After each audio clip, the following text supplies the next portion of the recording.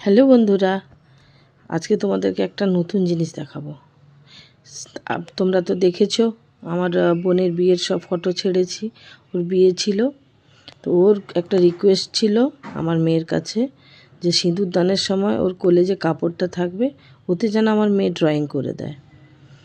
তো আমার মেয়ে বললো ঠিক আছে, আমি চেষ্টা করব। ও তো কাপড়ের ড্রয়িং এমনি করে না ফেব্রিকে, ও এমনি খাতায় করে। তো দেখো ও তৈরি করেছে, বাংলাটাও ওই লিখেছে, লেখা শিখছে সদ্য। লেখাটা অতটা ভালো হয়নি জানি, তবুও চেষ্টা করেছে। কেমন লাগছে? নতুন রকম জিনিস, ওর কাপড়ে করা প্রথম কাজ। তো আমি বললাম যে যখন সবটা করেছিস তো আর আমি বোনকে দিতে, বোন বললো যে মাঝখানে একটা ফাঁকা লাগছে। আমরা তাহলে ঠিক আছে, তোদের নাম লিখে দিতে বলছি। তো ওই জন্য ও লিখে দিয়েছে। কেমন লাগছে? এই দেখো, বোন কাপড়টা নিয়ে সিঁদুরদানের সময় বেদিতে বসে আছে। এই সিঁদুরদান হচ্ছে, ওর কোলে কাপড়টা আছে।